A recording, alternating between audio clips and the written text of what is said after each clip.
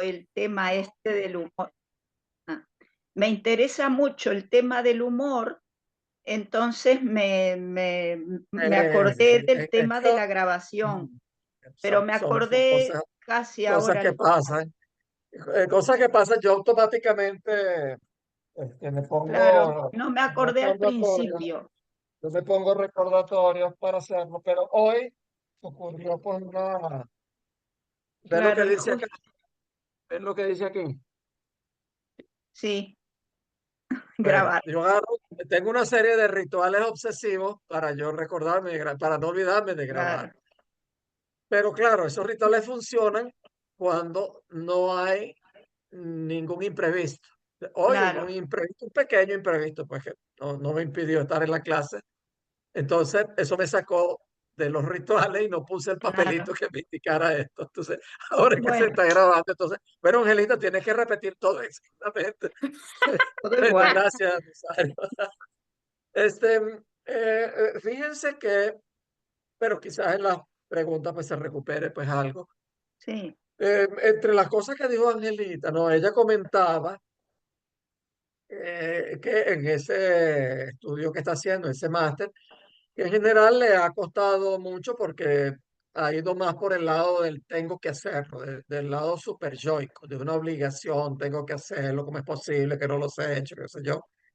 Y no por el lado del deseo. Y que a ella le había gustado mucho que yo le propusiera el hablar de algo, pues de la relación entre el humor y el psicoanálisis, que le había gustado mucho porque ella, que es una gran aficionada al humor, lo es espontáneamente, es así, pero también le dedica tiempo. Es algo de su deseo que ella pone en juego. eh. Es algo que les he comentado, pues, en otras clases, que en la liberación del deseo, pues, es algo fundamental.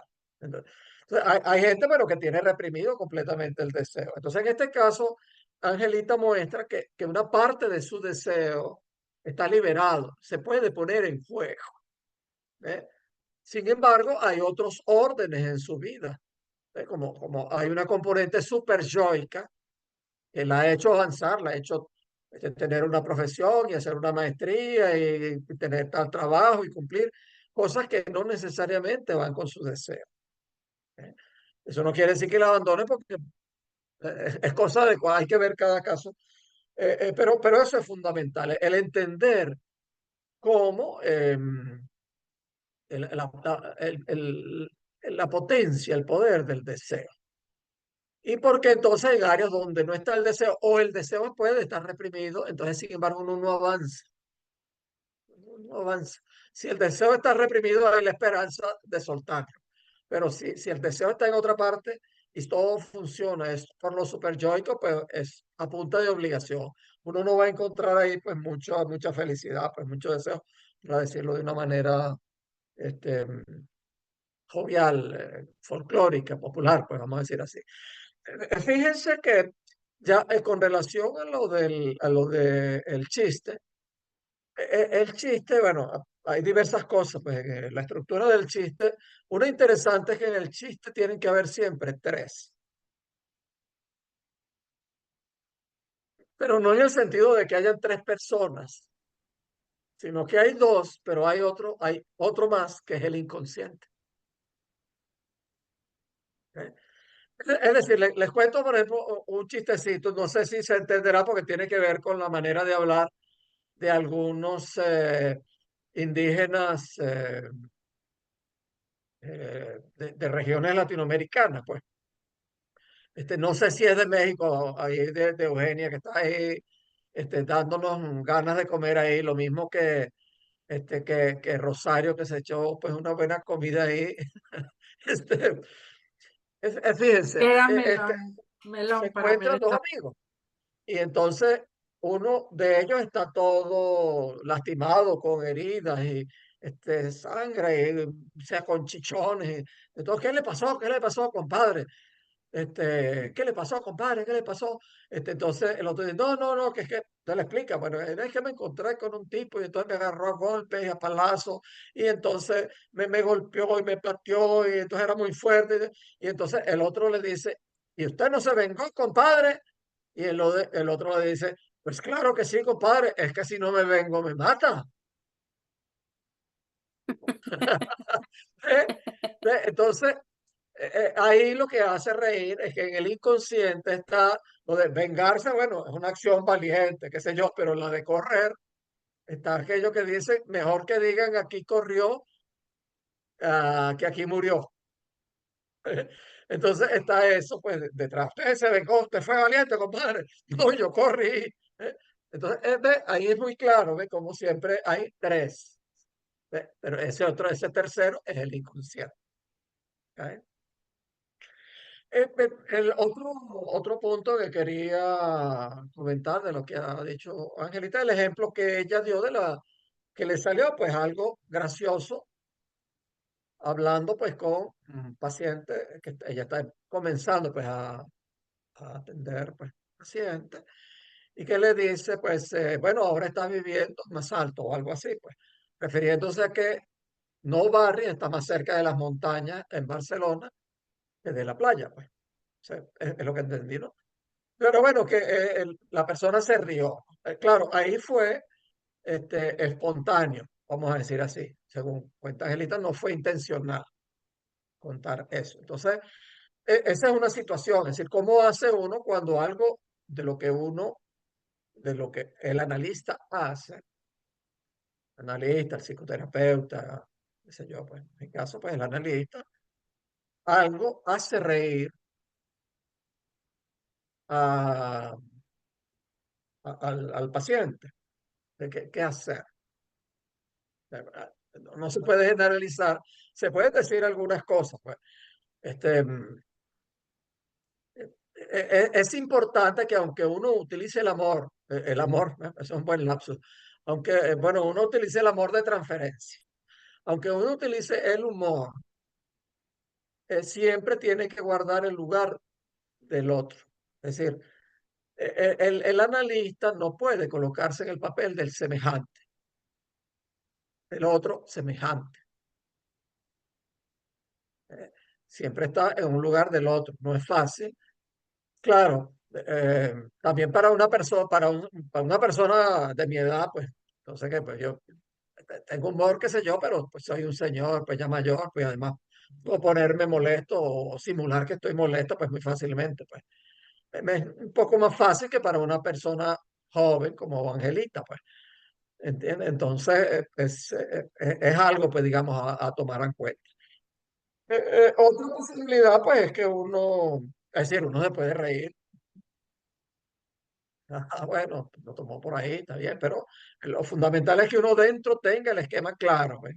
Tenga claro y que pues no vaya a entrar, entonces, ay, te dio ganas de reír, bueno, te voy a contar otro chiste, ¿no? Y tú sabes que no, No, bueno, y a mí no, tal cosa, ¿no? Porque entonces uno se pone en el lugar de un semejante, de un otro semejante. Hay que preservar el lugar del gran otro, ¿eh? Que uno no sabe si el paciente se lo da, pues. De nuevo, a mí como soy un señor, ya pues con unos cuantos años y siempre hay pues una transferencia previa, pues entonces digamos que es más fácil. Bueno, en fin. Otra cosa es la utilización ese es un caso espontáneo, pues otro caso pues es que uno lo utilice intencionalmente. Bueno, ya para eso se requiere pues un recorrido muy grande y son muy pocos los analistas que son capaces de hacer eso. Y la mayoría pues no lo hace, simplemente son así cara seria, cara seria y a veces es simplemente porque no saben, porque no se atreven. Entonces, claro, como se pone en serio, entonces el analizante, el paciente les asigna el lugar del sujeto supuesto saber. Creen que como está serio y como no dice nada, entonces el paciente, pues que es muy ingenuo, cree que sabe. Y a menudo es porque no sabe, que no se atreve a movilizarse ni a hacer nada ni nada. Pero bueno, en mi caso, pues que soy un zorro viejo, pues por los años, por los años que tengo en psicoanálisis, por los años que tengo en la vida, pues puedo, digamos, dar ese lujo. No lo hago en todos los casos, porque no todo paciente, no todo analizante realmente se mueve, pues, en el plano del humor. Hay analizantes que necesitan la seriedad, que viven la vida con seriedad. O sea, este, pero bueno, ¿qué le digo? Hay de repente, pues, un, vamos a poner, cuando pienso en caso, tengo que pensarlo porque pues, estoy grabando, pues, pero bueno, pongo el caso, moviendo datos, pues, de un señor, pues, un hombre, pues, de mi edad, mayor que yo, pero bueno, que eh, es muy vagabundo y entonces vive inventando vainas, y entonces se vive metiendo alcohol en exceso y droga en exceso, y es muy amigo de las chicas de la vida alegre, no sé cómo es que la llaman, pues, para no decir una grosería. Y entonces, bueno, vive eso, pues entonces, pero a veces se excede pues, en las cosas que se mete, entonces, de repente le digo, bueno, en una de esas, pues que trae pues tantas cosas, entonces, bueno, vamos a ver, pues me despido un viernes, nos vemos el lunes, pues alguien que estoy viendo 3, 4 veces a la semana porque está pues desatado completamente. Entonces, bueno, pasó unos días más o menos, 2, 3 días estables, yo le digo, bueno, entonces nos vemos el lunes, pues vamos a ver, pues sí, sí, entonces sí, estamos estables de aquí a allá, porque bueno, o sea, ya es bueno que salga de la adolescencia. Entonces, bueno, es algo, pues, jocoso, pues que yo me lo permito, el, digamos, el plano de la relación, pues que hay, me permite eso. Pero hay, pues, una intencionalidad, pues, de decirle, oye, mire, ya este hombre es viejo, hombre, una persona madura que está en esas vainas, pues, apláquese. Esa es una manera de decírselo. Otra manera de decirlo, bueno, ya es hora de salir de la adolescencia, a ver si ya va saliendo de la adolescencia. Pero uno después que ve, pues si eso tiene efectos, qué efectos tiene, pues. ¿Ok?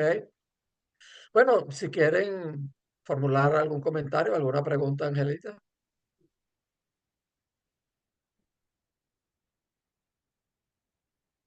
Mar.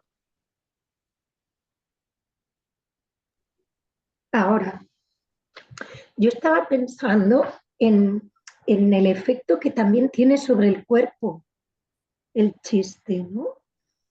Que a ver si podíais alguno de los dos decir alguna cosa, ¿no? Como también ese efecto relajante de soltar, ¿no?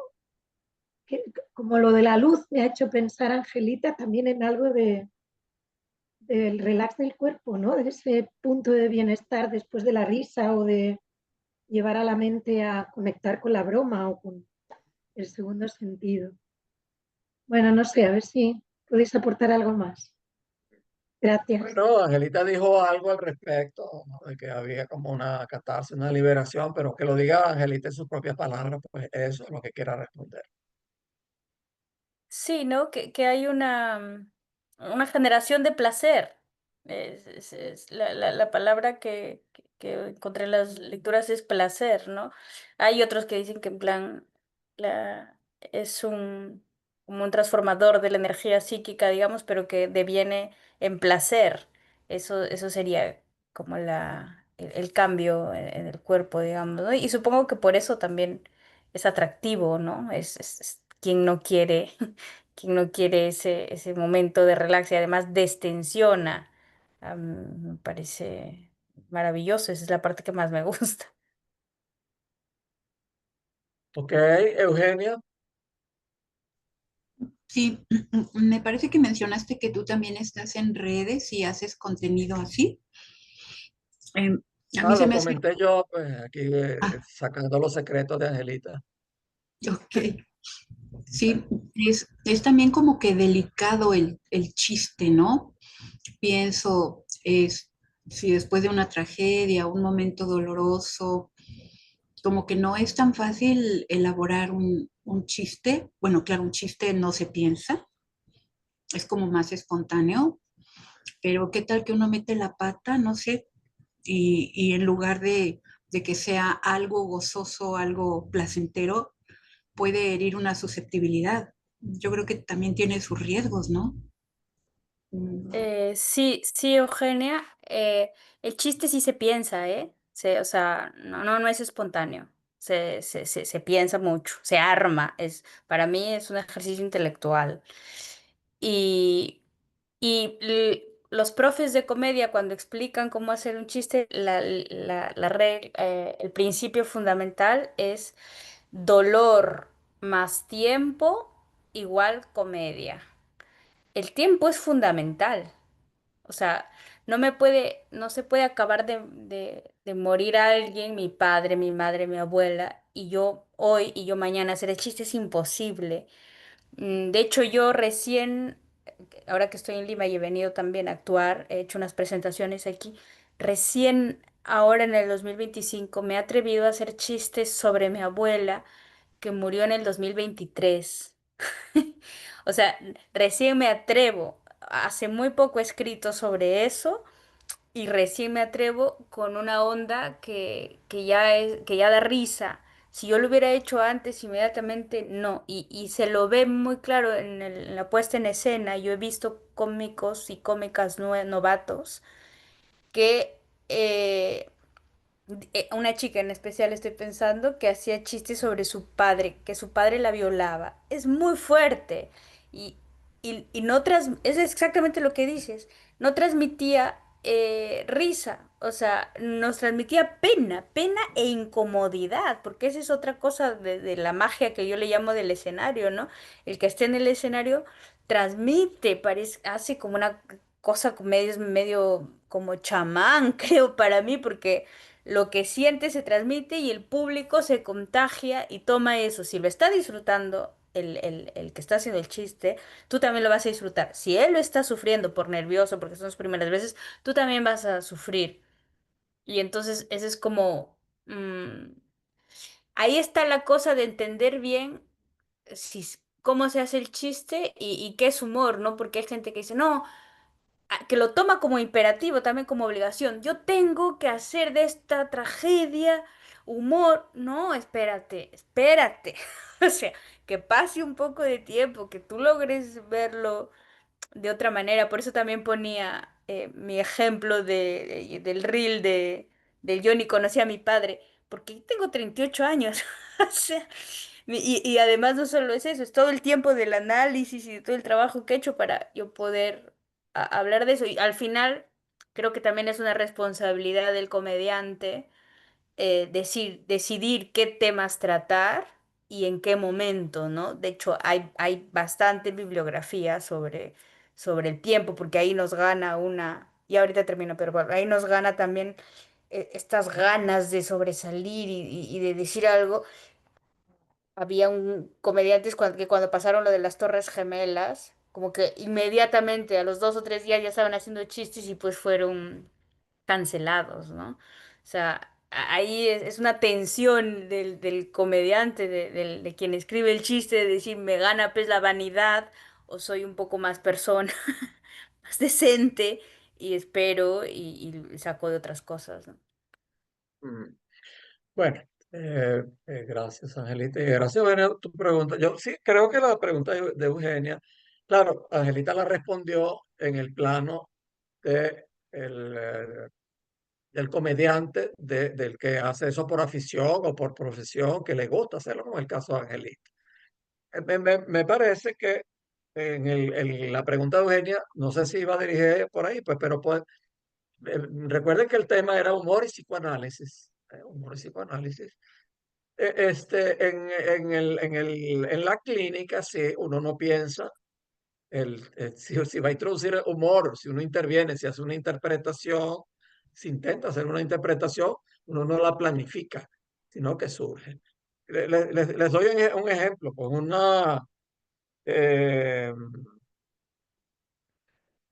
una paciente que vi hace muchos años, pues y empieza a hablar y hablar y hablar y hablar desesperada, pues, hablando pues de un gran dolor, pues en una de las primeras entrevistas, pues, pero más con un dolor. En general las primeras entrevistas pues son muy largas, pues iba mucho tiempo, pero a veces es necesario. Pero bueno, yo la dejo hablar y hablar y hablar, pero llega un punto en donde me sale algo no planificado. Pues, pues me sale también, pues, bueno, en fin, me sale. Y le digo, no, no, ya, para, porque me estás poniendo loca. Me estás poniendo loco. Malo ese lapso que me está poniendo loca. Me está poniendo loco. Y tú loca. Y yo loco no vamos a ninguna parte. Y fue interesante porque esta mujer que había sido diagnosticada como loca, como psicótica, de repente por primera vez se sintió tratada como una persona. ¿Vale? Soltó la risa y aquello tuvo un efecto grande, porque toda la vida había sido tratada como loca. Y entonces de repente yo decirle loca, pero mira, tú loco, y yo loco no vamos a ninguna parte. Entonces para ahí, para. Entonces, eso no fue pensado en absoluto, pues ha podido salir mal, pues, pero bueno, en fin. Uno como psicoanalista también desarrolla una cierta intuición, algunos, pues. Hay otros que son puros libros, pues, explicar la página tal del seminario cual y yo no sé qué, y lo que son es psicoterapeutas, de lo peor, pues. Eh, bueno, no es que sea malo ser psicoterapeuta, pero quiero decir, no, ese no es en realidad la palabra, sino que lo son, pero de una manera muy, este, muy procedimental, pues, muy repetitiva, ¿no? Muy de agarrar el librito, de aplicar la fórmula, pues. Vamos a ver entonces cuál es la fórmula. Bueno, de todas maneras, pues hoy vamos a hablar de neurosis.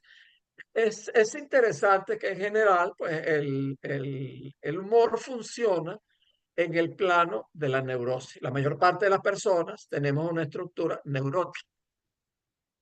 Entonces, al tener una estructura neurótica, el mecanismo de la neurosis es la represión.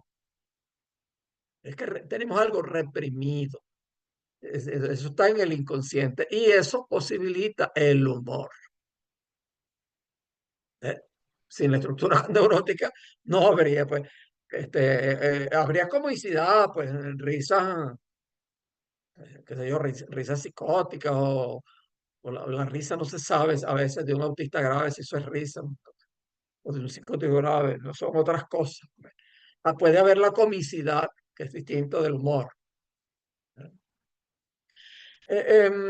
Entonces, a ver, fíjense, en psicoanálisis se habla de estructuras clínicas y se dice que hay tres grandes grupos: la neurosis, la psicosis y la perversión.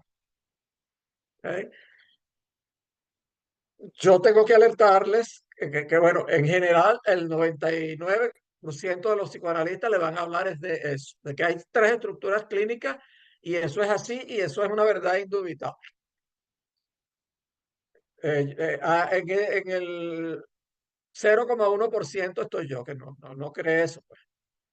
Pero las estructuras clínicas, esa de neurosis, psicosis, yo sé que esto le interesa en particular, bueno, a varios, a todos, pues, pero en particular a Rosario, y a Charo y a Paul, aunque no está ahí ahorita, que lo han escuchado, bueno, Angelita, que lo ha escuchado mucho, y lo dicen como si se dice una verdad bíblica: neurosis, psicosis y perversión.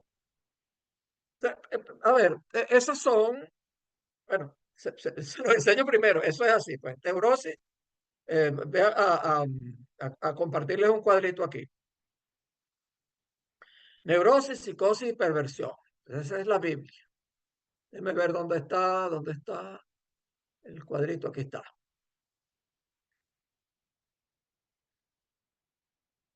Ok, ya lo ven, ¿verdad? Ok, entonces fíjense que a la izquierda tienen una columna que dice estructura. Entonces dice neurosis, psicosis y perversión. Y a la derecha tiene una que dice modalidad. Yo le voy a explicar un poquito esto. No se lo tomen así como que entonces aquí le estoy dando el proverbio 4 de Juan, ni nada por el estilo. Yo no creo en eso. Pues. Pero el 99% pues sí lo toma como tal. Entonces, neurosis, psicosis y perversión. A su vez, neurosis, que le coloqué el sujeto de la duda, pues son frases pues interesantes. Pues. La psicosis, el sujeto de la certeza. Y la perversión, el sujeto tiene una certeza sobre su goce sexual. En realidad, pues habría que decir más bien tiene una fijación y solamente puede gozar de una determinada manera.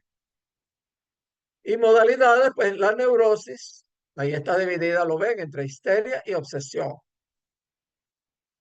A menudo se considera también las fobias,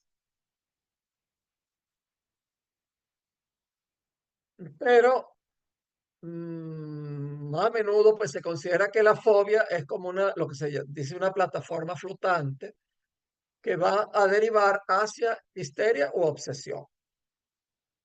Por ejemplo, la fobia de Juanito al caballo.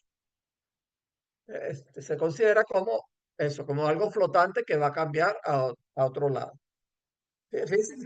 Se habla ahí de una fobia como algo globalizante, ¿no? No es porque uno tenga de repente un miedo muy grande a algo, pues, qué sé yo, a los perros, a las arañas, a los ascensores, pues, a salir o a estar encerrado.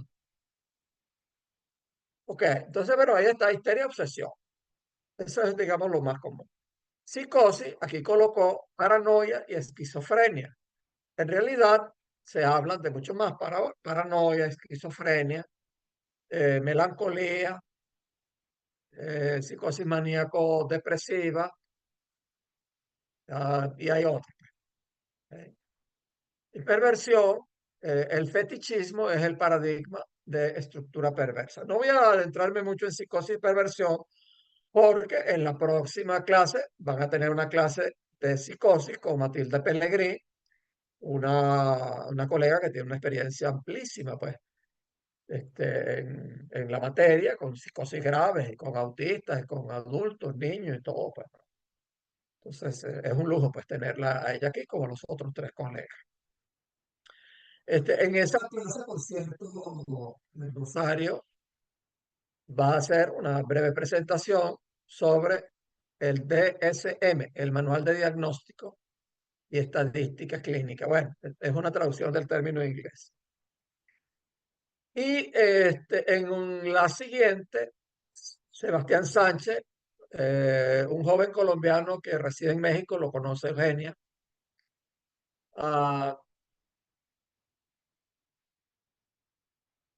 va a hablarnos de perversión. Pues, un joven pues muy avanzado, pues muy estudioso. Nos va a hablar, perdón, nos va a hablar de perversión. Nos va a hablar de perversión. Ok, entonces, ah, pero bueno, es bueno como que tengan ese cuadrito ahí, pues yo les voy a enviar el texto donde está eso, pero no lo tomen, por favor, como ahí está el versículo 4 de Juan, no sé qué cosa, no sé. Bueno, por lo menos no me lo lean a mí así, yo no lo digo así. A ver, ¿de dónde viene esa clasificación en estructuras? Eso viene de la psiquiatría, es heredado de la psiquiatría. Pero la psiquiatría es una rama médica, pues opera es observando los síntomas que presenta el paciente que le llega. No se pone a estudiar cuáles son las causas de lo que puede observar, de la fenomenología clínica, sino que, pues si alguien vive con una manía de persecución todo el tiempo y me están persiguiendo, y entonces aquí Angelita me está mirando y eso seguro que tiene ahí algo malvado que está pensando. Y entonces, Rosario se está riendo, seguro que se está riendo es de mí, se está burlando. ¿Ves? Y entonces Gabriela Rosa no tiene puesto la cámara. ¿Qué estará pensando? ¿Está tramando algo? ¿Ves? Entonces, esa es más o menos pues una caricaturización de, pues, de algo paranoico, de algo paranoico, de un síntoma paranoico. Entonces, el psiquiatra pues ve eso, pues, lo bautizó. Y cada una de las estructuras o subestructuras tiene una historia, pues, en la psiquiatría. Bueno, entonces todos los que presentan así, que se ponen, entonces que todo el tiempo, no es que alguna vez, porque a veces todos nos ponemos medio paranoicos, pues. Dependiendo de dónde andemos y si andamos como el viejito, vagabundo, pues Hay una puede ser. gran mayoría de paranoicos, Pedro Ajá, Pablo. ajá. Esos que dicen, ay, no voy a hacer esto, no me voy a vestir así por lo que pueda pensar, por lo que puedan pensar. La Pero mayoría. habría que ver, pues, si eso está, digamos, dentro de un rasgo paranoico, puede ser. Bueno, Pero bueno, lo que quiero decir es que el psiquiatra observa eso. Entonces, cuando hay alguien que tiene eso, predominantemente eso, lo bautizaron, tiene manía de persecución, es una paranoia, y lo bautizaron así. El psiquiatra no se puso a estudiar, vamos a ver a qué mecanismo obedece, ni nada, yo no sé qué. No. Entonces, otro psiquiatra entonces veía, y bueno, muchos psiquiatras vieron, vale, oh, sí, sí, cómo no, bravo, bravo, paranoia, paranoia. Entonces, otros vieron entonces uno que entonces venía delirando, y entonces escucho voces, y entonces, oye, entonces, aquí tengo una voz que me dice, mata a Mar, mátala, mátala, y entonces, bueno, ¿ves? Entonces yo escucho voces o tengo alucinaciones, entonces, no, ¿cómo lo llamamos? Lo vamos a llamar esquizofrénico. Tiene viene de una división, entonces ahí de la personalidad. Entonces, lo bautizamos como esquizofrénico. Hay otro que entonces es maníaco depresivo, que de repente está exaltado y corre, como no, que yo no sé qué, y de repente, es maníaco depresivo. ¡Ay, qué sabio es! ¡Bravo, bravo, bravo! Puesto en la universidad, es profesor. ¿Eh? Entonces vamos a traerles otros así. Entonces, así nace, pues, todas esas clasificaciones de neurosis, psicosis y perversión también. Eso viene de la manía clasificatoria de la ciencia y la medicina. Y Lacan, que no nació siendo Lacan, se comió ese cuento también. Lacan se comió ese cuento, entonces se inventó la neurosis y el mecanismo. Claro, él siguió también mucho a Freud, pues, pero él lo perfeccionó más, pues, porque bueno, era pues así, pues era también, en su tiempo era crítico también. La forclusión, y entonces la forclusión. Yo no creo mucho pues en esa cuestión, no es que la niego, que sea útil. Lo que quiero decir es que hay que tener cuidado con eso. De hecho, Lacan habló de forclusión y eso, y después no volvió a hablar más nunca esa vaina, pues. Perdón, ay, qué pena, qué vergüenza. Este, em, entonces, bueno, no, Lacan después se olvidó de eso, y con los nudos, que fue otra obsesión que agarró, se olvidó completamente de eso, pues. ¿Entiendes? Entonces ya con su planteamiento de los nudos, ya no se puede hablar de esas fronteras entre una estructura y otra. Sin embargo, como somos unos fanáticos acríticos de los libros, ¿no? En el libro tal, y entonces nos inventamos, aquí está el nudo de la paranoia, y el nudo de la esquizofrenia, y el nudo de Trébol es el de la paranoia, y el nudo de tal. Entonces, bueno, ahí no hay manera de salirse con eso. Pero bueno, no me malinterpreten que esto de las estructuras clínicas no tenga utilidad, sí tiene utilidad. Pero yo sé que ustedes, pues la mayoría, si no todos, pues muy probablemente están deseosos de más bien de un saber indubitable, cierto, que sea, que no tengamos duda, eso es así. Y entonces viene este profe y entonces le dice que no, nada de eso es creíble. Eso no quiere decir que no sea útil. ¿Okay? Bueno, lo cierto es que hay casos que uno se encuentra que clínicamente lo que se ve realmente, uno no puede decir que es igual pues a cualquiera. Eso es verdad, pues. Pero eso no quiere decir que lo que está de fondo necesariamente sea diferente. Bueno, yo los pongo ahí a dudar y a ver. Pero bueno, vamos con esta salvedad, con esta alerta, con esta advertencia. Vamos entonces, sin embargo, dicho sea de paso, si se consigue con un psicólogo, perdón, con un psicoanalista, con un psiquiatra, no vayan a decirle, no, que eso es dudable, que eso, las estructuras clínicas, no, porque de una vez pues lo van a poner fúrico y los puede atacar. Entonces, no vayan a hacer eso, ¿ves? Porque los pueden expulsar, ¿ves? Angelita, si va de eso, la expulsan de la maestría, si dice eso allá, o a cualquiera, pues. Entonces, bueno, entonces hay que tener cuidado, pues, dónde dice eso y cómo uno lo dice, pues. Ok, entonces, pero con esa salvedad, eso no quiere decir que no se puedan establecer ciertas diferencias y que no pueda ser de utilidad. La estructura neurótica, entonces tomándola como tal, se caracteriza por la represión, porque hay algo reprimido, deseos inconscientes están reprimidos pulsiones inconscientes están reprimidas. Entonces ahí está el otro que nos permite el humor. En la psicosis se fundamenta, es lo que se inventó Lacan en la forclusión.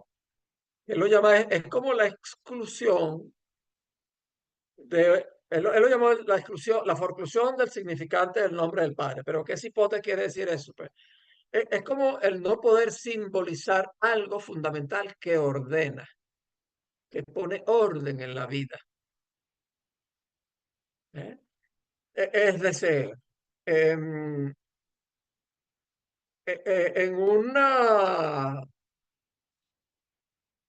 familia convencional, donde hay padre, madre, papá, mamá, hijo, entonces el rol del padre, o el que hace las veces de padre,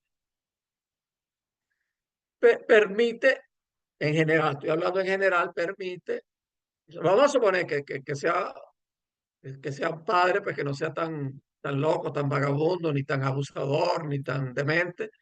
Entonces, bueno, que toma a, a una mujer, entonces el niño asimila que la madre tiene otro deseo, que no es él solamente, el niño o niña.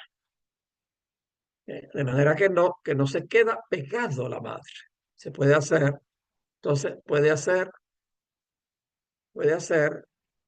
la alienación, la operación que se llama de alienación. No quiero meterme demasiado en profundidades allí, pues, pero em, eh, ok, pero entonces ese padre que pone esa orden y que captura parte del deseo de la madre, también en su relación con los hijos, si los acepta, si no es abusador, si no pone su goce ahí, un goce obsceno que lo pone al descubierto ante los hijos, y que, bueno, pone una ley, un no, o sea, lo estoy diciendo de una manera un poco suelta.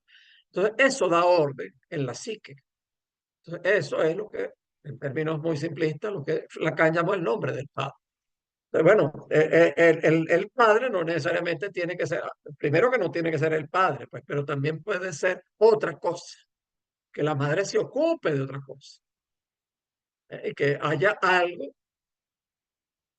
que le diga un no a los hijos, que le ponga un límite. Entonces, eso es, en términos muy simplistas, como muy sueltos, pues lo que Lacan llamó el nombre del padre. Es decir, es algo que da orden, que captura parte del deseo de la madre y que al mismo tiempo impone la ley en los hijos. Los hijos la asimilan.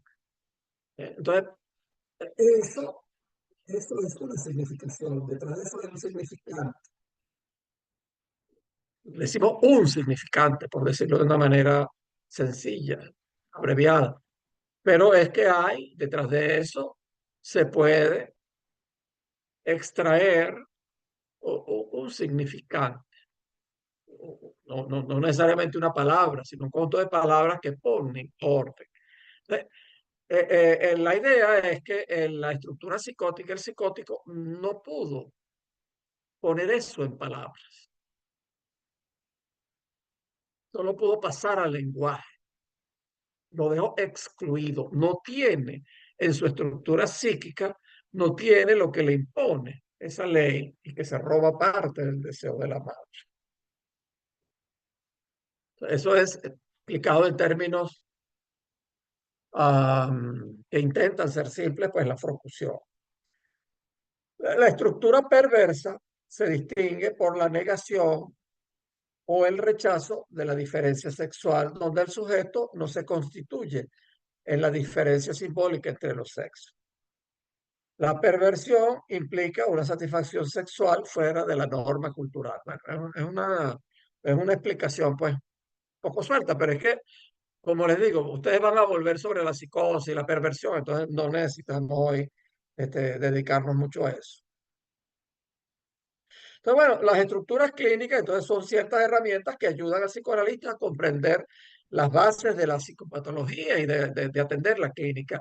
El problema es que la gran mayoría de las veces lo que yo percibo es que los psicoanalistas, y ni que decir los psiquiatras, se creen que de verdad eso existe en la realidad, que existe un paranoico y que eso existe y que es un paranoico. Es. No es que tiene una sintomatología o que tiene una estructura, no, no, es y que eso lo tienen en la cabeza, pues.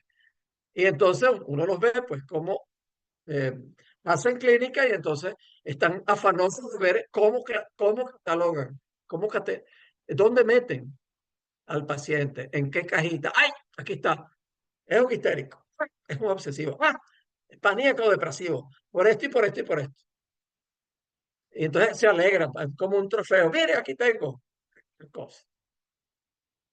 Que revela, pues, que eso es que tienen dentro de sí, esas categorías las tienen metidas en el cerebro y no como instrumento conceptual. Ok.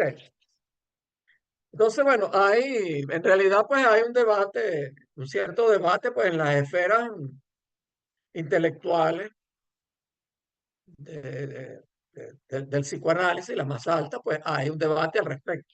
Pero eso no percola en general, pues a la escuela de psicoanálisis, ni el psicoanálisis en general, pues simplemente hay maníaco depresivo, y hay esquizofrénico, y hay paranoia, y hay histeria, y más nada, pues eso es todo. Bueno, en fin. Ok, entonces, fíjense lo que yo les decía, que la psiquiatría se basaba en observar los síntomas, es decir, lo que se presenta, no en ver lo que está detrás. Cuando yo les digo, este intento pues sumamente inteligente de Lacan, que a su vez lo tomó y lo perfeccionó de Freud por cierto camino, de la represión, la forclusión y la otra se llama Verwerfung, creo, en términos en alemán, pues la denegación, está hablando de algo que está detrás, de la estructura psíquica que está detrás, no de los síntomas. No de que lo que decía ahorita bien Rosario, pues de alguien que dice, no, yo no voy a ponerme esto porque me van a ver mal, y entonces no, y entonces seguro que me va a atacar en la calle, yo no sé, pues, o sea, tantas cosas, pues. O sea, no se basa en observar, en la sintomatología, en la fenomenología, en observar, presenta eso, pues, porque es muy de la medicina, pues, tiene fiebre, los ojos, las pupilas dilatadas y tiene ganglio aquí, tiene tal enfermedad. El que tiene tal enfermedad, aquí está el tratamiento. ¿Eh? Esa es la aspiración de la psiquiatría, pero la psiquiatría va pues por el lado de la psico, de la de la farmacología, de la medicación, que es algo de lo que, de una inquietud, pues que habló Rosario hace 2 sesiones y por eso entonces la invité pues a que hablara pues del DSM. El psiquiatra, bueno, entonces tiene tal cosa, bueno, entonces aquí está, le toca ansiolítico. Si tiene, entonces si lo tiene más, si lo tiene menos, bueno, entonces le subo las dosis y se lo aumenta. Bueno, que si está muy deprimido, maníaco depresivo, bueno, aquí está. Ansiolítico en la mañana y antidepresivo en la noche. Bueno, estoy caricaturizando, pues, pero eso es lo que hace, pues en general el psiquiatra es simplemente, pues, medicar, es decir, mandar medicamentos. No está pensando, bueno, en cuál será la estructura psíquica que está detrás, como psiquiatra. Puede ser psicoanalista y dependiendo si de verdad es un psicoanalista, pues porque no basta decirse psicoanalista para ser psicoanalista. Ok. Vamos a examinar un poco. Fíjense, vamos a ver que la neurosis, entonces, que es el tema que queremos hablar hoy, la neurosis puede ser vista como una pregunta. Es algo que hemos hablado aquí, pues. Lo vamos a examinar hoy un poquito más de atención. Que es que la pregunta que está detrás de la estructura histérica, de la histeria, es qué es lo que es ser una mujer. Es una pregunta con relación a los sexos. Pero voy a ir un poquito atrás. Hay, eh, hay múltiples significados que no están representados en el inconsciente, según se observa en la clínica psicoanalítica, que ya tiene bastante más de un siglo. Pero eso varía, pues, de persona a persona, pues. El real de cada persona es de cada uno, pues. Pero hay algunos que son universales para todos. No hay representación en el inconsciente ni para la muerte, ni para la diferencia sexual.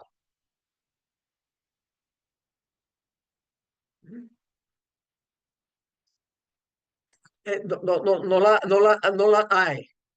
Eso es, repito, observación de más de un siglo.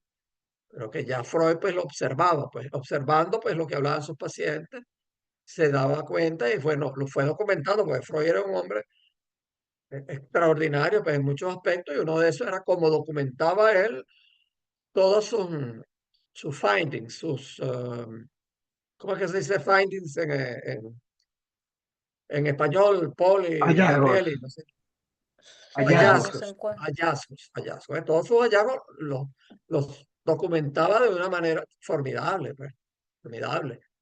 Entonces, de ahí, pues, él fue dando soporte a ese hallazgo, de que el inconsciente no hay ninguna representación ni para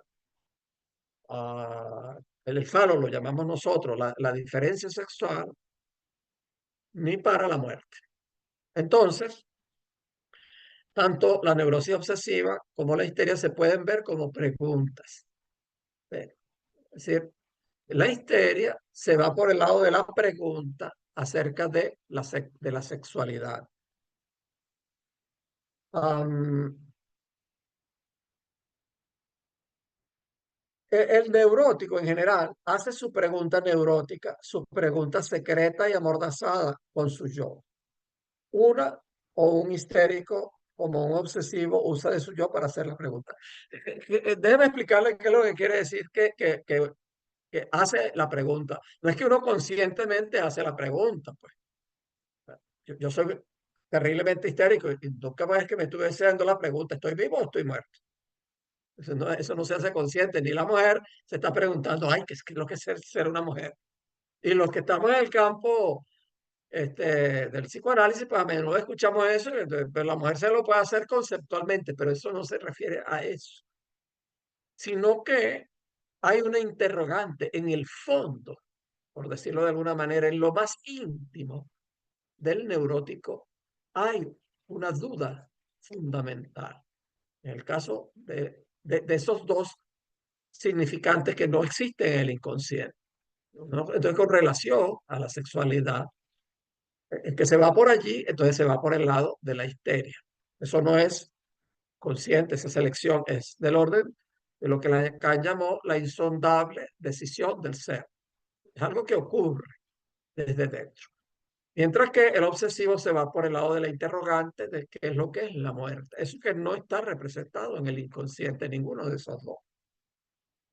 Y entonces uno va, es algo que sale desde dentro de uno. Uno lo puede observar en la clínica, hay que prestar atención y después de un tiempo uno puede ver con claridad, pues, qué es lo que está allí, pues. Sí, qué es lo que está dentro. Si está la pregunta por la sexualidad o la pregunta por la muerte. Entonces, fíjense que eso es muy distinto de la visión psiquiátrica, que yo veo, no, tiene manía persecutoria. No, tiene un síntoma conversivo. Es una histeria. No, tiene pensamiento obsesivo. Es un obsesivo. No, no está por lo que se observa. Eso, bueno, uno lo observa y le presta atención, además porque pues son síntomas, pues, en un sentido lato, pues, son síntomas. Pero lo que uno más le presta atención a lo que está en lo profundo. Es decir, ¿cuál es la interrogante que ese paciente, hombre o mujer, pone en juego? ¿Es la pregunta por la muerte o la pregunta por la sexualidad? Ok. Se trata de la respuesta del sujeto frente a significantes enigmáticos, es decir, ante la dimensión inescrutable de ciertos significantes como el de la mujer y el significante de la muerte, que al decir de Freud no tienen inscripción inconsciente. Ok, fíjense que yo les dije de la sexualidad y aquí dice con más precisión de la mujer. ¿Por qué de la mujer? Porque la mujer es la que es complicada. Los hombres somos sencillos, la mujer es la que es complicada. Pero yo lo digo así, pues suena pues un poco chistoso que estoy haciendo humor. Bueno, sí estoy haciendo humor, pero es que detrás hay una verdad. Detrás hay una verdad. Para decirlo de una manera simplista, los hombres vivimos en lo fálico.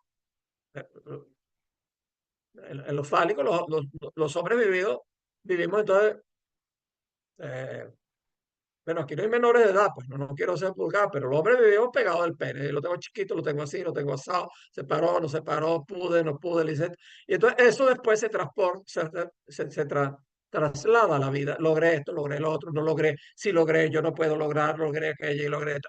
Entonces, todo eso del logro es lo que nosotros llamamos fálico. Es algo que tapa, en ese caso, lo de fálico lo llevamos más bien por el lado de la falta de lo que falta. Y tiene que ver, pues, un poco, bueno, voy a enredarlo un poco, tiene que ver con el lenguaje. Lo que podemos poner en palabras es fálico. Aquí está un papel. Yo dije la palabra papel y ya está dicha. Eso es fálico. Es una falta, pequeña falta que se llena. Ay, tengo ahí esto y no sé cómo se llama y le puse un nombre. Ay, papelito. Es fálico. Entonces ya yo al hacer eso tengo un pequeño goce, que pierdo el goce del objeto al ponerle una palabra. Pero eso pues se traslada pues más a la vida, más a la vida. Las mujeres también tienen eso, hombres y mujeres tenemos eso, pues. Eh, Hombres y mujeres somos fálicos, pero em, los hombres en general pues somos fálicos, completamente fálicos. La mujer o quien se coloca como mujer, pero usualmente quien se coloca como mujer es quien puede ser mujer. Pues es difícil, pues para el hombre que, bueno, el que es biológicamente hombre, pues tiene derecho pues a escoger, colocarse como mujer, pues es su derecho. Pues. Pero bueno, eso trae ciertas complejidades, pues, porque es difícil colocarse completamente como mujer teniendo los atributos masculinos, pues. Pero bueno, eso nos llevaría por otro terreno, pues. Pero el punto es que la mujer, por su anatomía, no tiene de dónde agarrarse, vamos a decir así. Y tiene una falta estructural por el lenguaje. Se los he dicho, los mamíferos, hembras, no tienen falta, están completas. La mujer tampoco le falta nada, pero el lenguaje hace que le falte algo. Se convierte en objeto de deseo y se convierte en un enigma a ella misma incluso.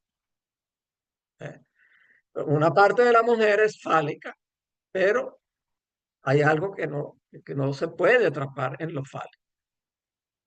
Entonces, eso, no hay un representante de eso en el inconsciente. Entonces, eso genera pues un enigma muy grande. Entonces, el sujeto que entrando en la represión se va por ese lado de ese interrogante, entonces se acerca al lado de la histeria, de esa interrogante. ¿Okay?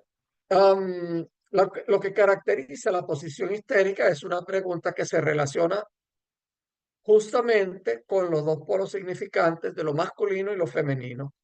El histérico la formula con todo su ser. ¿Cómo se puede ser varón o hembra? Fíjense que Charo preguntaba hace 2, 3 clases atrás, que yo comentaba pues que la pregunta era que es ser una mujer. Y Charo preguntaba, pero bueno, en el caso de un hombre que se coloca como mujer, no será la pregunta, o un hombre histérico, perdón, un hombre histérico, la pregunta no será qué será ser un hombre. Pero bueno, puede ser, pues, puede ser. Pero lo que pasa es que el hombre en general es fálico, estamos definidos claritos, pues. Porque el que se coloca como histeria, el problema sigue siendo la mujer. Es decir, ¿qué es lo que es una mujer? Y no hay manera de saber lo que es una mujer, ¿no? De saberlo completo en lo que es su diferencia estructural. Bueno, entonces, esto implica efectivamente que el histérico tiene de todos modos la referencia. La pregunta es aquello en lo cual se introduce y se conserva toda la estructura del histérico. Es interesante que en este escritico que agarré hablan del histérico, el histérico, porque comúnmente se habla de la histérica, como si la mujer fuera la única que pudiera ser histérica. ¿No es así? Hay hombres que pues tienen una estructura histérica. Fíjense que es distinto también, yo les he hablado de lo que son los rasgos, eso es otra cosa. Por ejemplo, yo les digo, los neuróticos a menudo tenemos rasgos paranoicos. Eso no quiere decir que seamos paranoicos, pero tenemos rasgos. O un obsesivo puede tener rasgos histéricos. O un histérico o una histérica puede tener rasgos obsesivos, o rasgos fóbicos, o rasgos perversos, pues. ¿Eh? Em, Este estatuto de preguntas se estructura sobre tres ejes. Em, por una parte, pues esos significantes que no se pliegan a la significación, es decir, que no están en el inconsciente. Por el otro lado, la posición diferencial que caracteriza esos dos binomios, pues varón-mujer, vida-muerte.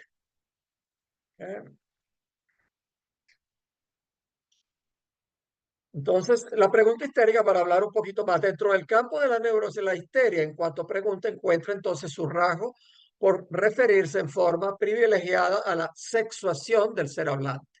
La pregunta por la feminidad fue reanimada por diversas formulaciones. Por ejemplo, ¿cómo se puede ser varón o ser hembra? Usualmente ¿qué es lo que es ser una mujer? ¿Cómo es una mujer? Porque el ser varón se responde más fácil. Tengo que trabajar, tengo que levantar a muchas mujeres, tengo que criar a los hijos, o no, yo no puedo, puedo, no puedo, qué sé yo. Ese es más sencillo. O qué es ser una mujer, o qué supone tener el sexo que tengo, qué quiere decir tener sexo, qué significa, que pueda incluso preguntármelo, si es algo orientado hacia lo sexual.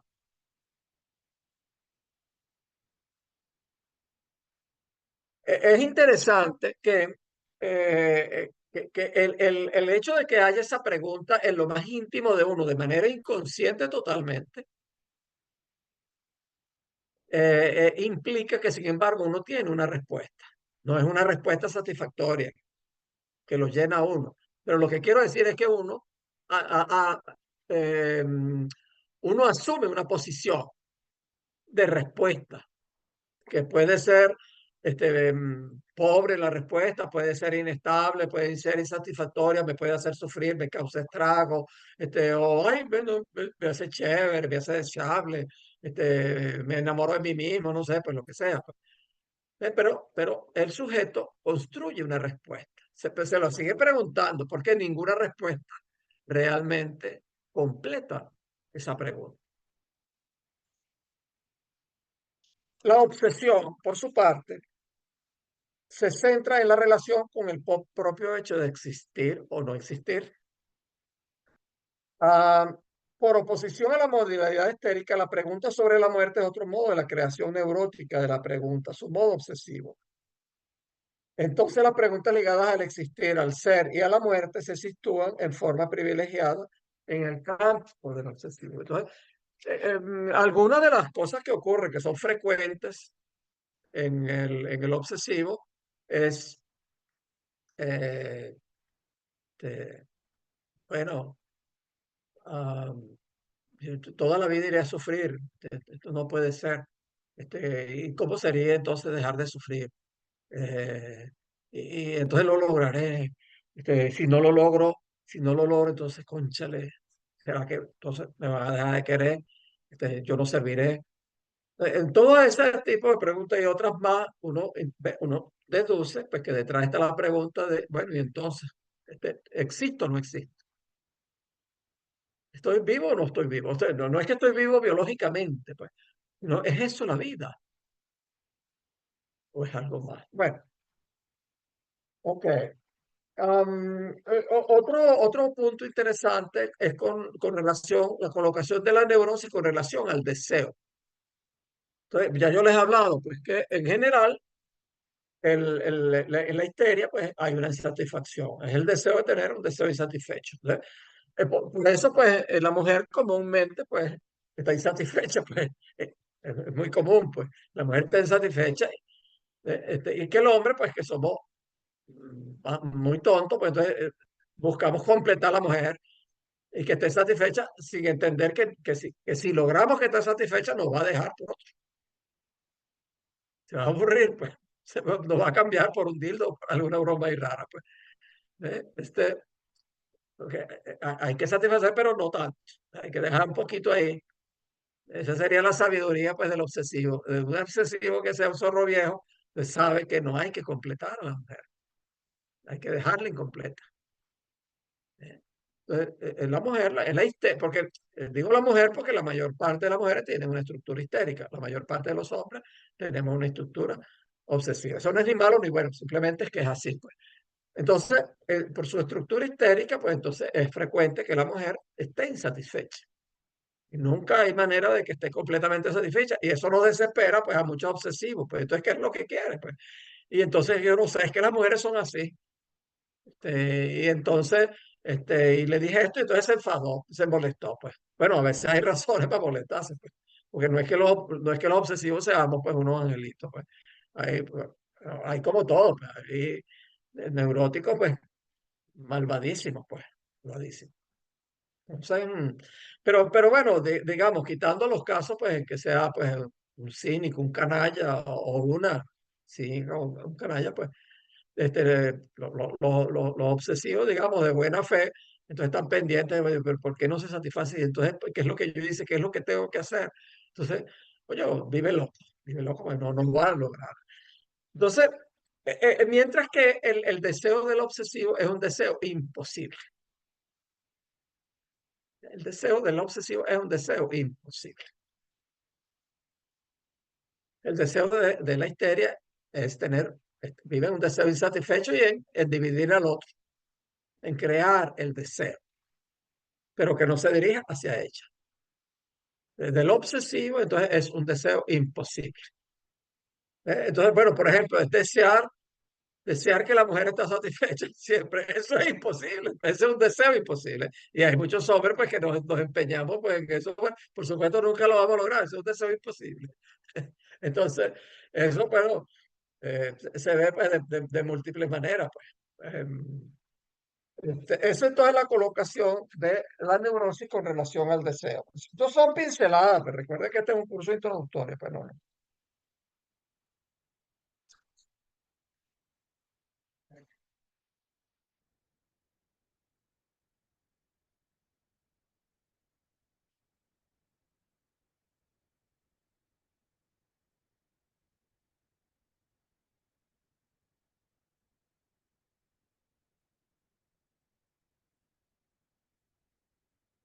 Estoy buscando a ver, vamos a ir aquí a una especie de conclusiones finales.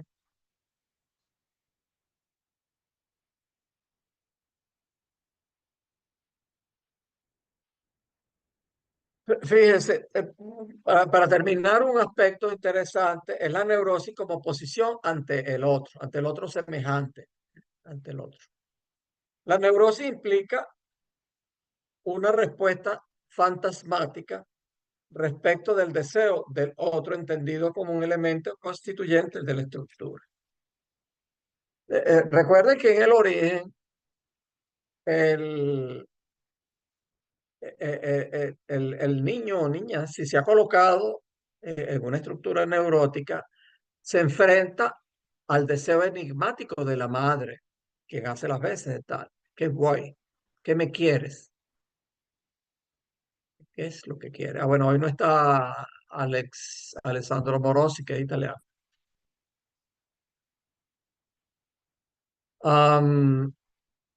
¿Qué voy? ¿Qué voy? ¿Qué es lo que quiere mi madre? ¿Cómo hago para que me ame? Esa es otra cosa que no tiene una respuesta unívoca, pues. Tiene una respuesta única. Uno no sabe qué es lo que quiere la madre, porque qué es lo que me quiere. Pues si me porto así, me trata bien, pero entonces, si me porto de tal manera, me trata mal. Entonces, me porto de otra manera, también me trata mal. Entonces, me porto mal, entonces me trata bien. Entonces, no logro entender qué voy, qué me quiere. Pero a la final es un enigma, el deseo del otro. Es un enigma que en el origen, entonces, el niño toma una respuesta. ¿Eh? Entonces, esa respuesta es el fantasma. Uno se coloca, entonces, como una respuesta ante el objeto causa del deseo. Ese que voy, ese que me quieres, es una metáfora del objeto causa del deseo. ¿Ok? Entonces, entonces, esa es una respuesta pues, ante el otro. El deseo, entonces, en cuanto a posición neurótica, se constituye en el fantasma, dividiendo entonces entre dos el sujeto y el objeto causa de deseo. ¿Okay? Recuerden que el objeto causa de deseo no es un objeto, es lo que causa el deseo. El objeto causa de deseo es algo que causa el deseo.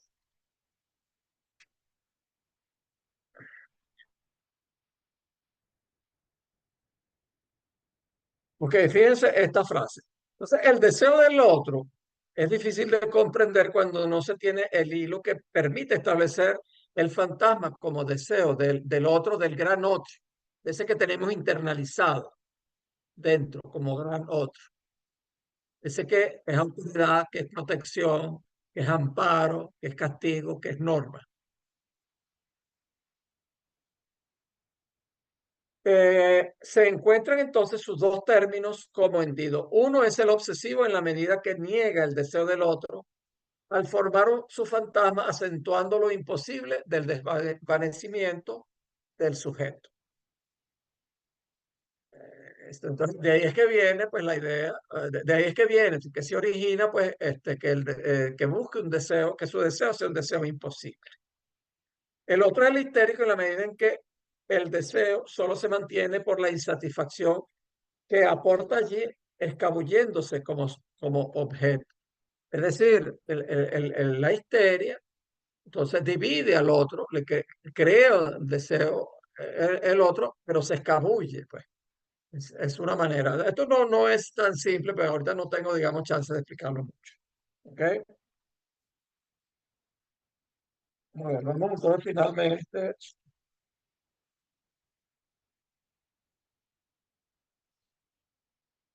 Ok, hay una frase que algunos de ustedes han escuchado que es el discurso histérico. ¿Ok? Hay alguien que salió, ¿quién salió? Bueno, alguien salió. Em, Eugenia. Es el discurso de la histeria. Lacan habló de unos 4 discursos, es un tema del que les va a hablar una colega, que es escritora y psicoanalista, que es Dolores Camós. Ah, no, Eugenia está aquí, que salió alguien más, es Mar. Ah, no, Mar también está, entonces ¿quién es? Me estoy poniendo paranoico, me está persiguiendo. Se salió de aquí, ¿dónde está? Este, em, ella le va a hablar de los discursos y uno de esos 4 son 4 discursos, el discurso del amo, el discurso universitario, para ponerlo de una manera sencillita, simple, pues, abusadoramente simple. El discurso del amo es yo mando aquí y punto. Yo ordeno y usted obedece. ¿Eh? O yo digo un significante y ese es el punto. ¿Eh? Ah, bueno, entró otro participante, entró la gata de Paul. Ok, otro es el discurso universitario, que es un amo disfrazado. No, yo vengo aquí, mire, yo sé mucho. Yo le voy a explicar, yo soy el que tengo la razón. Las estructuras clínicas son neurosis, perversión, psicosis, no hay otras. Y eso es así Lacan lo dijo así en el seminario tal y cual. ¿Entiendes? Y entonces, ay Dios, ay sí sabe. Y no se equivoca nunca. No sé, pero el no equivocarse, quien salió fue Angelita. Mira, después que nos habló del humor, entonces hizo el chiste de abandonarnos aquí. Este, eh, entonces, ese es el discurso universitario, se llama ese. El discurso histérico, entonces, es es un sujeto que se coloca dividido, que divide, pues, que crea deseo. Sócrates era el gran histérico, pues, porque hacía preguntas y entonces generaba interrogantes. Entonces eso se llama el discurso histérico. El otro es el discurso realista, pero bueno, eso se lo explicará Toulouse Camon. A ver, em, bueno, algunas de las cosas que hemos dicho, bueno, es la neurosis, entonces el mecanismo pues es la represión, según Freud, según Lacan. Y eso es lo que nos crea el inconsciente. Hay algo raro, pues, que a veces entonces esa estructura, esa represión se mezcla con otras cosas, como yo lo explicaría, que no deja que la represión entre en juego, no que hay algo más fuerte, terrible que se impone allí. Y entonces hay eso, que entonces se observa como una broma rara. Entonces son los que deliran, que ven, que tienen alucinaciones, los que están perseguidos todo el tiempo, o que caen así en una depresión absoluta, total, por siempre. Bueno,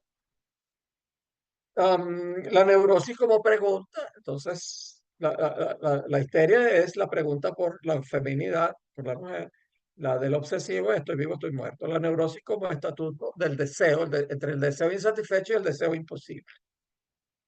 El fantasma, entonces, como una respuesta ante el otro, al que voy, al que me quieres. Ok, bueno, vamos a dejarlo allí, pues, y vamos a conversar entonces un poco, a ver, qué preguntas o comentarios, pues, pueden tener al respecto.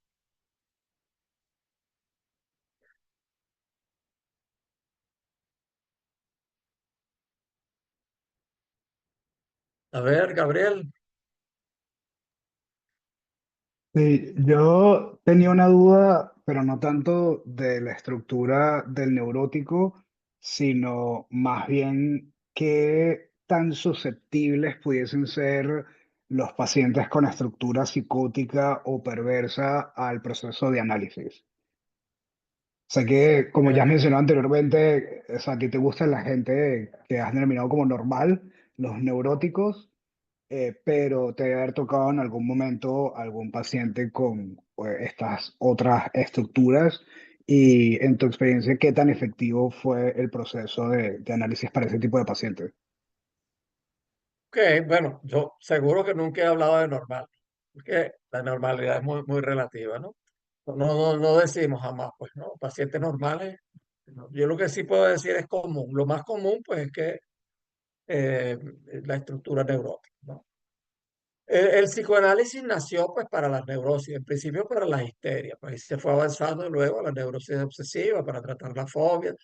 Freud en principio decía, pues, que pensaba, pues, que el psicoanálisis no podía, pues, servir para la psicosis.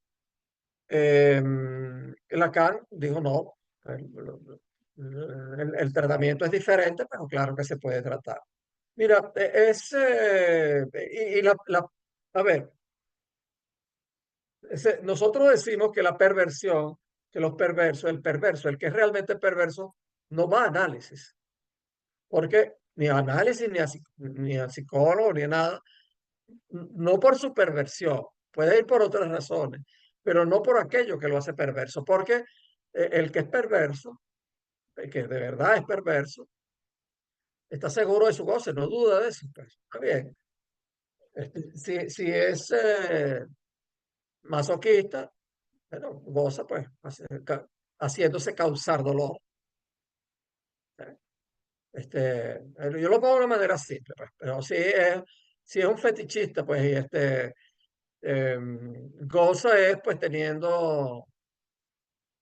eh, teniendo sexo, pues, y que la mujer o el hombre se ponga zapatos de tacón rojo y esa es la única manera y goza, pues está tranquilo con eso.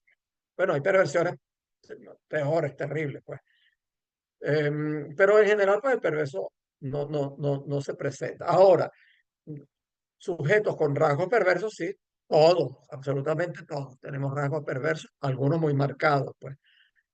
A ver, eh, fíjate, se tiende a pensar que la psicosis es menos apropiada para el psicoanálisis o que responde menos al psicoanálisis. Pero eso es una generalización y la generalización es algo que no se hace en psicoanálisis.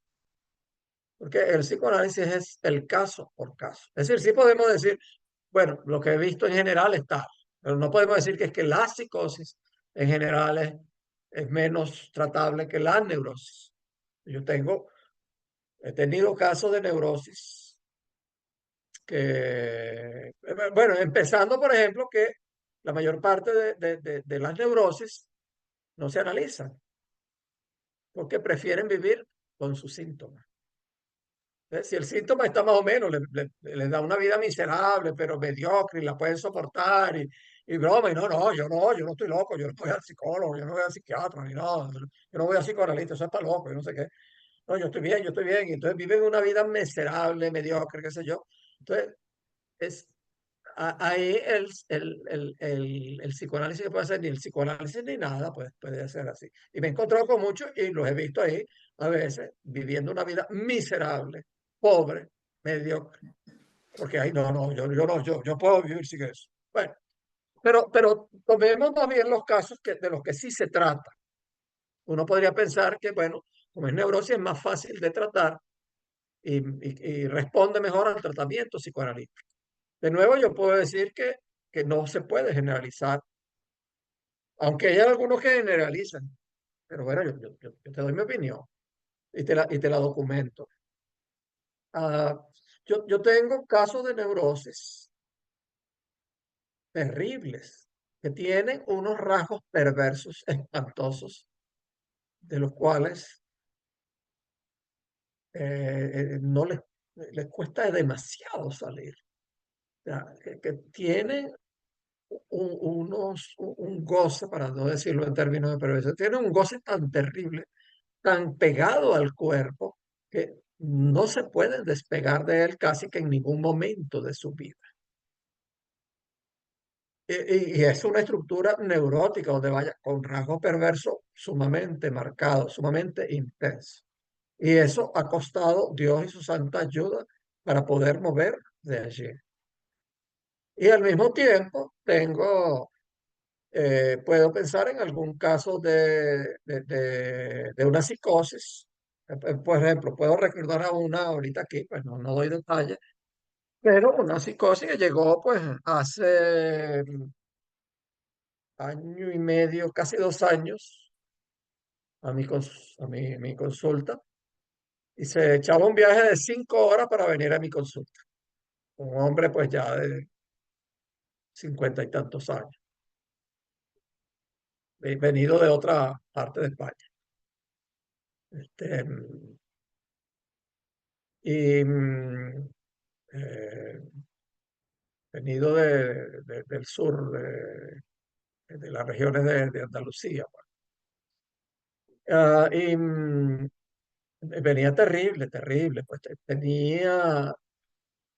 era muy claro, pues era pues una paranoia que hacía presente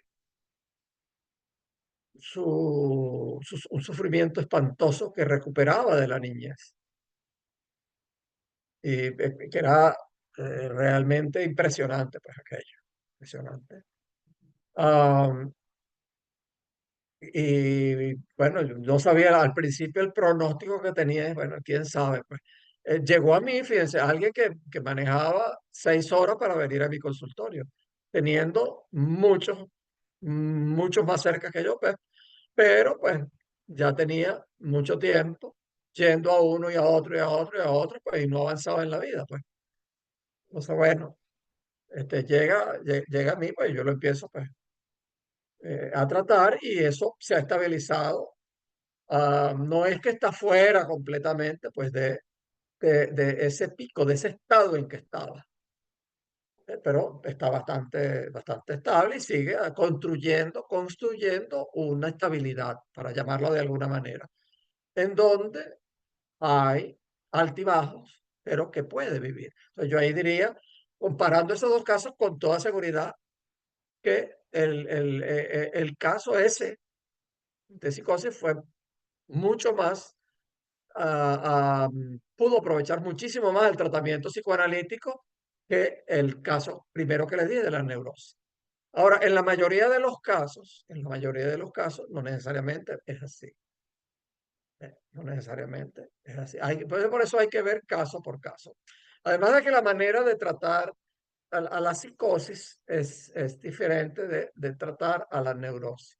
La neurosis, uno pues es más libre de hacer interpretaciones, de hacer cortes, de mover, de buscar mover las significaciones internas. En el caso de la psicosis, la conseja general, la regla general es que no, uno no interpreta.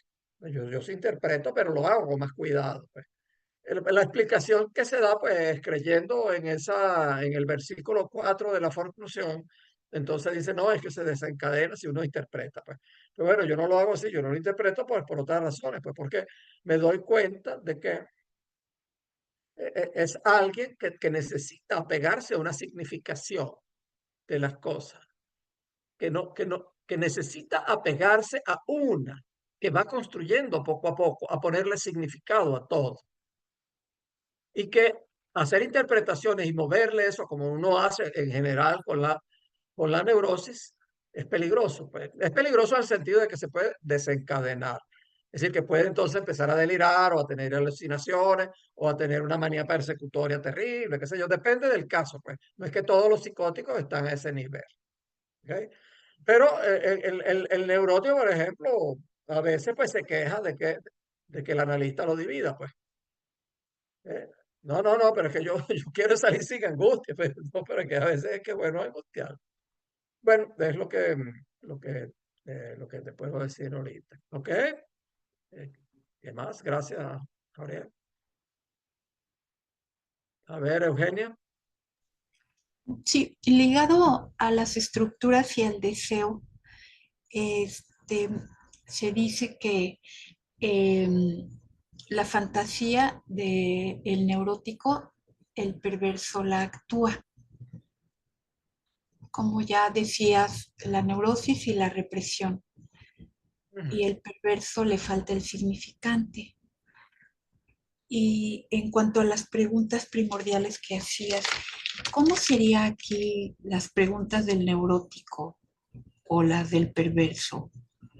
Si el histérico, por ejemplo, dice qué es ser mujer y el neurótico pregunta por la vida y por la muerte y el perverso quizá ni se pregunta, ¿cómo sería el Bueno, neurótico? son varios. Te interrumpo, Eugenia, porque como hay varias cosas, entonces prefiero irte respondiendo para ir corrigiendo algunas cosas. ¿Ok? Sí, El histérico o la histérica se pregunta por lo que es ser una mujer. El obsesivo, el neurótico obsesivo se pregunta por la vida, la muerte. ¿Qué es estar vivo? ¿Qué es existir? Estoy vivo, estoy muerto. ¿Realmente qué es? ¿Qué es la vida? No hemos hablado hemos hablado de que es la neurosis la que es una pregunta. El perverso no se pregunta. El perverso ya se respondió. Se respondió cómo gozo yo. Mi goce es con el zapato rojo. O mi goce es haciendo sufrir, siendo sádico. Mi goce es seduciendo niños, niñas, o teniendo sexo con animales. Yo no dudo de eso, yo no me hago ninguna pregunta. Es decir, en el perverso no hay pregunta. Entonces, en el psicótico no hay pregunta, pero por una razón distinta. En el perverso no hay pregunta con relación a su goce. En el psicótico se dice que no hay pregunta en el sentido de que lo que hay es una certeza. Es el ejemplo que yo le daba ahorita a Gabriel, pues, que que el psicótico en consulta, si va bien la cosa, va construyendo una significación. Y él, pues, este, las cosas que cree que son un poco fuera de la realidad, tiene certeza de que es así. Es así. Rosario se rió, se está riendo de mí, seguro. Eso es así. Seguro que está cuchicheando allí con Pilar y entonces se están hablando mal de mí. Y yo les voy a echar una vaina, entonces yo les voy a pagar a alguien para que les dé una paliza. El psicótico tiene certeza de de su visión de la realidad. Es distinta de la seguridad que tiene el perverso, que es que sabe que con qué goza y que no se hace preguntas, pero ay, ¿yo por qué gozaré con eso? No. Entonces, eso responde parte de lo que estás diciendo. ¿Ok? Entonces, pues, continúa allí. A ver. Ya. ¿Yo? Oh. Eugenia, no sé si eso responde o le Ok. ibas a agregar algo más. Ya. Ok. Sí, y la otra pregunta era, ¿cómo ocurre esto de que el neurótico fantasea su deseo y Ah, ok, ok. el perverso sí lo realiza, Lo ¿no? actúa. Ok, ok. Muy buena esa pregunta. Ok. Bueno, han sido muy buenas las preguntas. Pues. Pero eso es interesante. Fíjate, da pie para responder otro. Todos los neuróticos tenemos mayormente lo llamamos, en español lo llamamos fantasma. El fantasma fundamental. En algunos países se dice la fantasía. No hay problema, pues sí, estamos claros en qué estamos hablando. La fantasía fundamental, el fantasma fundamental, que es una expresión de Lacan.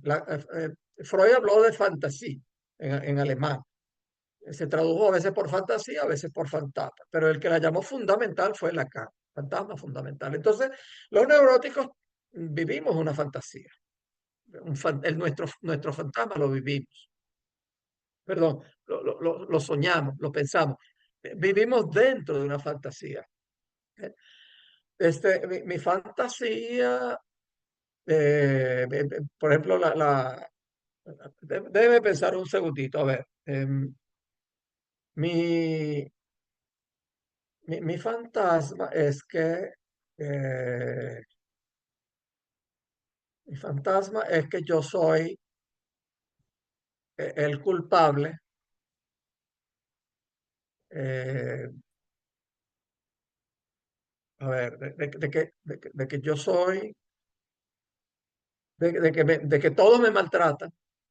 Y ahí hay un rasgo paranoico sin ser paranoico. Todos me maltratan, pero yo soy culpable de ese maltrato. Soy el culpable de ese maltrato. Entonces es un fantasma, construido cuando niño, por supuesto. Todos me maltratan, ah, y yo soy culpable. Y por lo tanto merezco un castigo. El maltrato es parte del castigo. Entonces vivo con eso. Claro, es posible que yo vaya construyendo y entonces voy por la vida y entonces me encuentro a María Luisa, que es una persona tan afable y tan agradable, y entonces yo siento que está pensando mal de mí. Y entonces ¿ve? Y María Luisa entonces me saluda afablemente, entonces yo digo, no, se está riendo de mí, me maltrató. Y entonces, y qué sé yo, pues me dice una palabra en catalán en su acento de allá del Lleida y entonces yo no lo entiendo. Y entonces bueno, me está maltratando, pues me está humillando. Pero yo soy el culpable de eso. ¿Ve? Entonces, bueno, pero lo actúa hasta ahí, el neurótico lo actúa hasta ahí. Pero el perverso, si fuera algo perverso similar, eh, todos me maltratan, no, pues entonces eso que en el neurótico es parte del masoquismo fundamental, en un perverso sería un masoquismo. Entonces, no, ahí yo, entonces agarro, no es que lo fantaseo, yo contrato pues, pues a hombres o mujeres o a personas que entonces vienen y me vienen a maltratar, a pegar físicamente o a escupir, me orinan. Yo la hago y gozo con eso y sufro, lloro, sufro terriblemente, pero hay un goce para mí. Yo lo actúo. ¿Ve? Y entonces yo me siento culpable, yo me merezco esto, entonces les doy un látigo. Golpéenme ahora con el látigo. Orínenme, escúpanme, golpéenme, pero ahora denme con el látigo porque yo me merezco este castigo. ¿Ve? Y entonces lo hacen una vez a la semana, entonces voy, entonces salgo todo golpeado, pues como aquel que se vengó, pero lo actúa, lo lleva a la práctica. Mientras que el neurótico lo que vive es pensando eso, ¿eh? Pensando eso y bueno, sí, interpreta la realidad de esa manera, pero no es que no es que va a contratar pues a alguien pues, para hacer, pues, ¿ok? Bueno, eso está muy bien, esa es una frase, ¿no? El perverso actúa, es decir, pone en juego, lo lleva a la práctica, a la acción, lo que el neurótico fantasea. Sí, aunque en realidad no son fantasías así, ay, que yo estoy fantaseando, no, porque uno no se da cuenta del fantasma, uno actúa del fantasma, no en términos así como el perverso, sino que uno lo lleva a la práctica, pues. ¿Ok? Ajá, ¿qué más podemos agregar? A ver, Rosario. Por cierto, me encanta, Rosario, que nos estás acompañando, que puedes intervenir, que puedes asistir los lunes al seminario. Me encanta pues, que estés allí, pues. ¿Ok? Sí, sí que puedo, sí, claro. Buenísimo, buenísimo. Ok, bueno, entonces, ¿qué otra pregunta? Mara introdujo ahí pues a otro participante.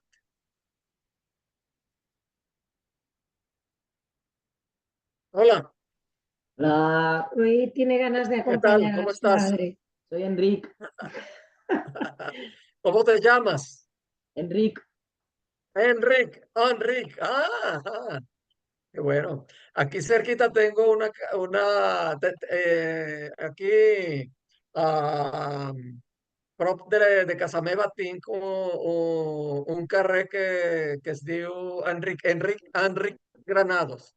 Sí, Enric Granados. Eh, Suposo que era algún personatge conegut es de un la historia músico. de Cataluña. Es músico. Ah, es Es un un músico. músico. Sí, clásico. Sí. Hoy ha querido Bueno. añadirse unos minutos. Tenía Sí, bueno, curiosidad. bienvenido, bienvenido a Enrique. Lo vamos a Tenía, ir llevando hacia el psicoanálisis. Aún le queda bueno, mucho. excelente. Tengo también tengo un analizante de nombre Enrique y hacemos el análisis en parte en catalán, en parte en castellano. Ok, ok, bueno, presumí un poquito, pues aquí ante ante Eugenia, que está por allá en México, presumí de mi catalán y ante Gabriel y Paul y Rosario. Bueno, con Rosario, como Rosario vive en Galicia, me Galicia. imagino que ya habla gallego. Sí, Eh, yo eu no parlo falo gallego. galego, Ajá, falo galego. fala galego. Sí. Eu non falo galego, mas falo portugués. Então, como o Ajá. portugués é muito parecido ao galego, eles Sí, dizem que o portugués é un galego mal falado. Então, podemos falar. son Bueno, dos entonces, idiomas distintos. parece, lo dejamos hasta allí. La Sí. próxima, recuerden que estas son las 3 semanas que vamos a tener clases seguidas. Atención, Paul. Recuerde, Paul y Gabriel, y que a veces andan despistados. Tenemos clase la semana que viene. Esto fue por la semana que viene. No, mentira, mentira. Esta era la tercera. Ve un momentico. Déjenme mirarlo aquí en el correo.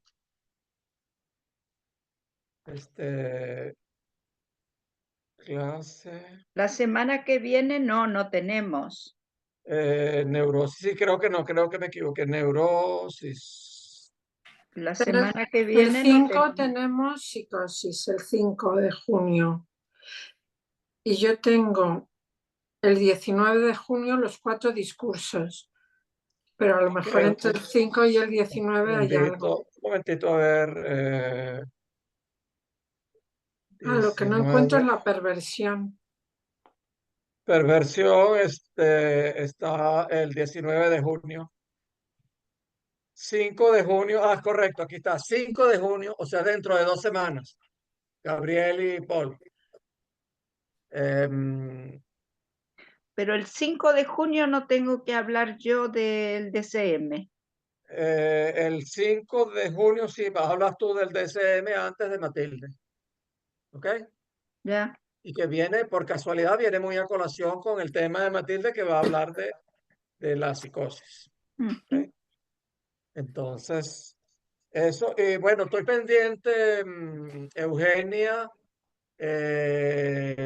y otros dos que les tengo que dar material, pero es que entre tantas cosas que ya no doy, pues. Ya no doy, los tengo por ahí. Y el 2 de junio, Constanza Lobos. Pero eso es el seminario, no mezclemos, porque ahí sí es verdad que nos enreda. Entonces aquí los obsesivos que somos, sobre todo Paul, Gabriel y yo, entonces entonces nos volvemos despistados y tenemos que hacer los rituales para grabar la sesión, entonces nos olvidamos, pues. Me falta darle a Berenice, a Eugenia y a Charo material para cada uno. Bueno, Charo, fobia, inhibición; Eugenia, psicoanálisis versus psicología; y Berenice, la sublimación. Ok, bueno, entonces nos vemos dentro de 2 semanas. Bien, hasta luego, pues. Chao. Felicidades. Chao. Adiós.